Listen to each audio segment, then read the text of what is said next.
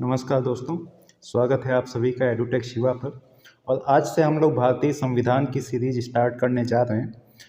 आज इस वीडियो में हम बात करेंगे कि हमारा जो संविधान है, संविधान का तात्पर्य क्या है और संविधान जो है किन बुनियादी बातों पर, किन बुनियादी स्तंभों पर टिका होता है। जैसा कि यहाँ पे आप देख रहे हैं, भारतीय संविधान के अंतर्गत कुछ टर्म लिखे हुए हैं: विधायिका, कार्यपालिका एवं न्यायपालिका। इन शब्दों से हम परिचित जरूर होते हैं, कहीं ना कहीं हमने ये शब्द सुन रखे हैं, लेकिन बहुत से बच्चों को जिनका बेसिक्स अभी नहीं क्लियर है, उनको इन चीज़ों का व्यापक अर्थ नहीं पता कि ये चीज़ें होती क्या हैं। तो आज विस्तार से इन चीज़ों पर हम चर्चा करते हैं। तो भारतीय संविधान, अगर भारतीय संविधान की बात की जाए तो वास्तव में अगर मैं आपसे ये प्रश्न पूछूं कि संविधान होता क्या है, तो संविधान एक सिंपल सी भाषा में आप कह सकते हैं कि कानून का जो संकलन होता है। हमारा जो देश है जिन कानूनों के अनुसार चलता है, उन सभी कानूनों का संकलन जो है संविधान कहलाता है। संविधान के अकॉर्डिंग ही देश की शासन व्यवस्था संचालित होती है। तो हमारे देश का जो संविधान है, भारतीय संविधान, ये 3 आधारभूत स्तंभों पर टिका हुआ है, जिनको हम लोग विधायिका, कार्यपालिका एवं न्यायपालिका के नाम से जानते हैं। तो अब हमको समझना है कि विधायिका क्या होती है, कार्यपालिका क्या होती है, न्यायपालिका क्या होती है। इन चीज़ों का अर्थ हमको अच्छे से समझना है। तो आइए चर्चा करते हैं। सबसे पहले यहाँ पे बात आती है विधायिका की। लेजिस्लेशन, विधायिका कि आखिर विधायिका है क्या। तो देखिए, मैंने कहा कि देश की शासन व्यवस्था उस देश के संविधान में जिन कानूनों का वर्णन है उसके अनुसार संचालित होती है। तो विधायिका जो होती है, ये वो संस्था है जो कानून का निर्माण करती है। कानून का निर्माण करने वाली संस्था को विधायिका कहते हैं। इसका मेन काम है कानून का निर्माण करना, कानून बनाना। अब विधायिका जो है, आपको पता है कि हमारे देश में 2 स्तर पे सरकारें हैं, एक केंद्र स्तर पे और दूसरा राज्य स्तर पे। तो विधायिका जो है, ये 2 स्तर पे हमारे देश में देखने को मिलती है। एक केंद्र स्तर पर विधायिका है और दूसरा राज्य स्तर पे। तो केंद्र स्तर पर कानून बनाने का जो कार्य करती है वो है हमारी संसद। केंद्र स्तर पर कानून बनाने का काम करती है हमारी भारतीय संसद। और आपको पता है कि संसद के 3 प्रमुख अंग होते हैं, जिनमें जो है उच्च सदन राज्यसभा, आपका निम्न सदन लोकसभा एवं संसद का तीसरा जो अंग होते हैं वे होते हैं हमारे राष्ट्रपति। तो केंद्र स्तर पर अगर विधायिका की बात की जाए कि केंद्र स्तर पर कानून का निर्माण कौन सी संस्था करती है, तो वो करती है हमारी संसद। और संसद के कितने अंग होते हैं? 3 प्रमुख अंग होते हैं, एक हमारा राज्यसभा, दूसरा लोकसभा और तीसरा राष्ट्रपति। ये है केंद्र स्तर पर विधायिका, यानी कि केंद्र स्तर पर कानून बनाने वाली संस्था हमारी संसद। अगर राज्य स्तर पर विधायिका की बात की जाए तो राज्य स्तर पे कानून बनाने का काम करता है राज्य विधान मंडल। राज्य स्तर पे कानून बनाने का काम करता है राज्य विधान मंडल। अब राज्य विधान मंडल में भी उच्च सदन होता है और एक निम्न सदन होता है, जिन्हें आप विधानसभा और विधान परिषद के नाम से जानते हैं।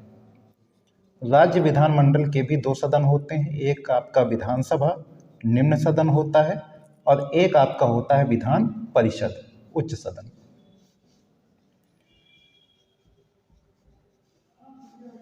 तो ये हमारी है विधायिका। तो विधायिका का सीधा सा अर्थ है कि कानून का निर्माण करने वाली संस्था को विधायिका कहते हैं। और हमारे देश में चूंकि 2 स्तर पर सरकारें हैं, तो विधायिका भी 2 स्तर पर देखने को मिलती है। एक आपकी केंद्र स्तर पर विधायिका, तो केंद्र स्तर पर जो विधायिका के रूप में संस्था है वो है संसद, जो कानून बनाती है और संसद के 3 प्रमुख अंग हैं। और राज्य स्तर पे कानून बनाने वाली संस्था राज्य विधानमंडल के नाम से जानी जाती है। इसके 2 प्रमुख अंग होते हैं, 2 सदन, एक विधानसभा और विधान परिषद। तो ये हमारी हो गई विधायिका। इसके बाद हम चर्चा करते हैं कार्यपालिका पे कि कानून बनाने वाली संस्था तो विधायिका है। अब देखते हैं कि कार्यपालिका और न्यायपालिका का क्या अर्थ है, इसको भी समझते हैं।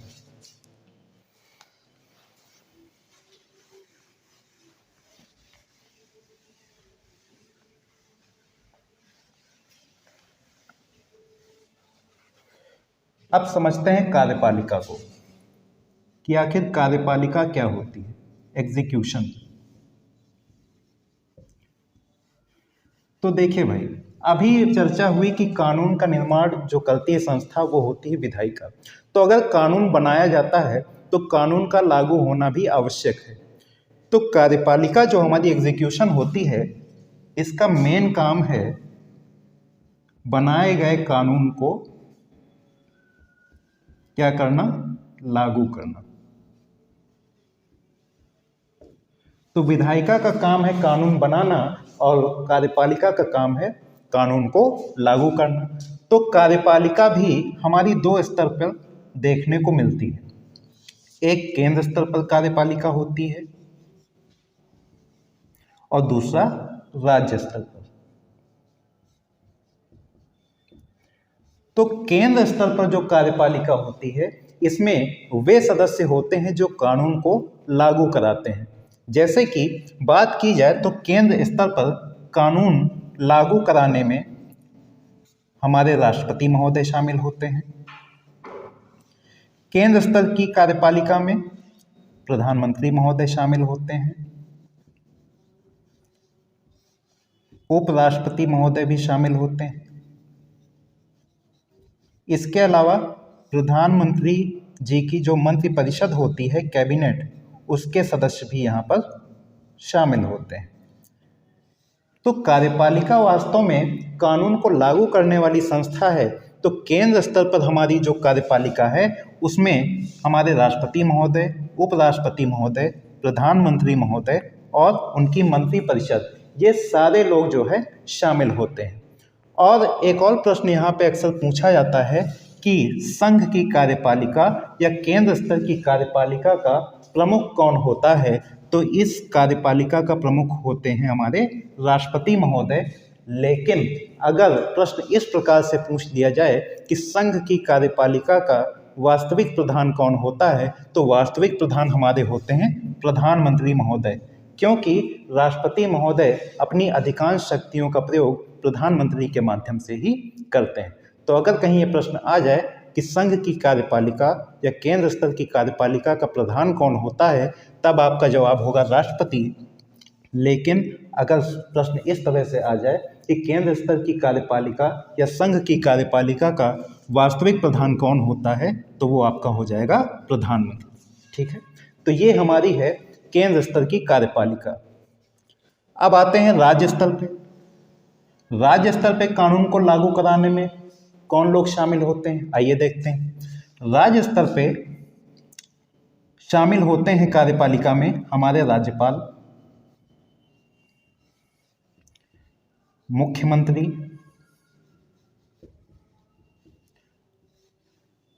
और मुख्यमंत्री जी की मंत्रिपरिषद, यानी कैबिनेट में जितने भी मंत्रीगण शामिल होते हैं वे सभी राज्य स्तर की कार्यपालिका के अंतर्गत आते हैं। तो कार्यपालिका भी केंद्र स्तर और राज्य स्तर पर यहाँ पर देखने को मिलती है। केंद्र स्तर पर इतने पदाधिकारी शामिल हैं संघ की कार्यपालिका में, और राज्य स्तर की कार्यपालिका में हमारे ये प्रमुख पदाधिकारी शामिल होते हैं।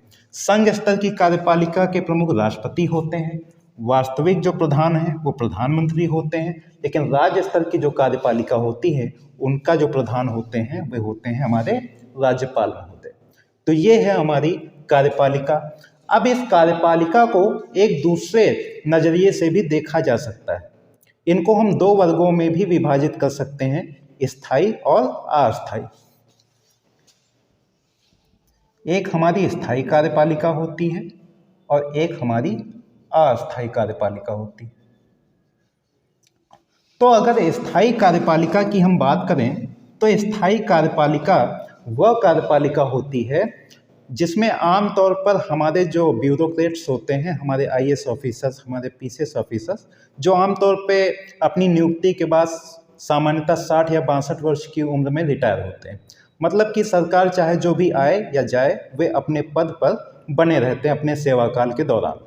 तो इसमें हमारे जितने भी अधिकारी होते हैं, प्रशासनिक अधिकारी, वो सब स्थायी कार्यपालिका के अंतर्गत आते हैं। जितने भी हमारे प्रशासनिक अधिकारी होते हैं, जैसे कि आईएएस ऑफिसर,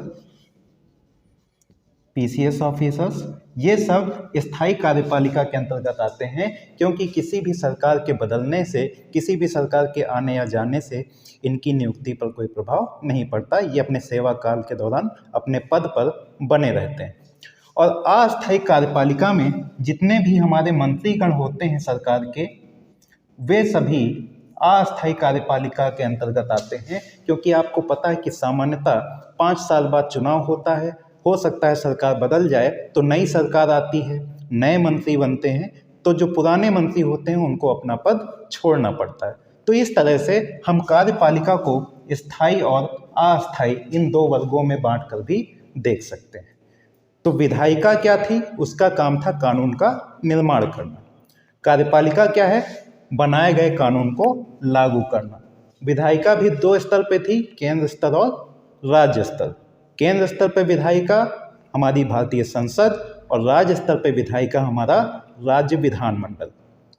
कार्यपालिका भी 2 स्तर पर, केंद्र स्तर पर और राज्य स्तर पर। केंद्र स्तर पर हमारे राष्ट्रपति, प्रधानमंत्री, उपराष्ट्रपति और प्रधानमंत्री जी की कैबिनेट भी शामिल है, और राज्य स्तर की कार्यपालिका में हमारे राज्यपाल महोदय, मुख्यमंत्री और उनकी कैबिनेट शामिल है। ठीक है, तो ये हमारी विधायिका और कार्यपालिका हो गई। अब चर्चा करते हैं न्यायपालिका पर।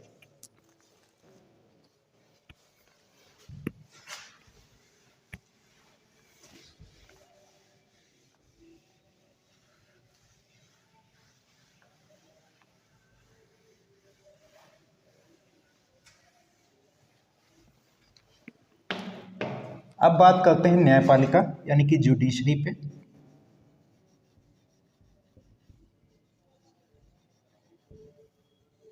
न्यायपालिका क्या है? अब मान लीजिए कि हमारे देश में किसी कानून का निर्माण हुआ, उस कानून को लागू कराया गया, लेकिन कुछ तत्व जो इस कानून का विरोध कर रहे हैं या इसमें अड़चन डाल रहे हैं, तो इससे संबंधित जितने भी विवाद हैं उनको निपटाने का कार्य हमारा जो न्यायपालिका सेक्टर है वो करती है। हमारे देश में जो न्याय प्रदान करने वाली संस्थाएं हैं, इन्हीं को न्यायपालिका कहा जाता है। यानी कि न्यायपालिका हमारे देश में न्याय प्रदान करने वाली संस्था है। और हमारे देश की जो न्यायपालिका है, इसकी एक खास बात यह है कि हमारे देश की न्यायपालिका एकीकृत रूप में देखने को मिलती है। एकीकृत रूप क्या है कि अगर देखेंगे आप तो न्यायपालिका के अंतर्गत तो देश में सबसे बड़ा न्यायालय है संघ स्तर पर, केंद्र स्तर पर, वो है हमारा सर्वोच्च न्यायालय, सुप्रीम कोर्ट। इसके बाद आपको देखने को मिलते हैं उच्च न्यायालय यानी कि हाई कोर्ट, और इससे निचले स्तर पर देखने को मिलते हैं डिस्ट्रिक्ट कोर्ट यानी कि जिला एवं सत्र न्यायालय। तो हमारे देश में जो न्यायपालिका है, इसके अंतर्गत जो संस्थाएं हैं वो एकीकृत रूप में विद्यमान है। यानी कि सबसे बड़ी संस्था सर्वोच्च न्यायालय, सुप्रीम कोर्ट, उसके नीचे उच्च न्यायालय, हाई कोर्ट, और उसके भी निचले स्तर पर जिला न्यायालय यानी कि डिस्ट्रिक्ट कोर्ट विद्यमान है। अब जो भी व्यक्ति जिला न्यायालय के वर्डिक्ट से या उसके फैसले से संतुष्ट नहीं होता है, तो यहाँ से वो जाकर हाई कोर्ट में अपील दायर कर सकता है। हाई कोर्ट के नतीजों से जो संतुष्ट नहीं है, वो यहाँ से उठकर सुप्रीम कोर्ट में भी अपनी अपील दाखिल कर सकता है। तो ये हमारे देश में न्यायपालिका का एक एकीकृत रूप है जो न्याय प्रदान करने वाली संस्थाएं। ठीक है, और हमारे भारतीय संविधान में एक आर्टिकल 50 है, अनुच्छेद 50, जिसमें एक स्पष्ट प्रावधान किया गया है।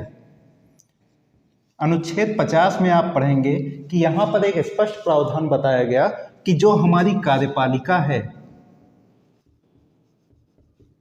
और जो हमारी न्यायपालिका है,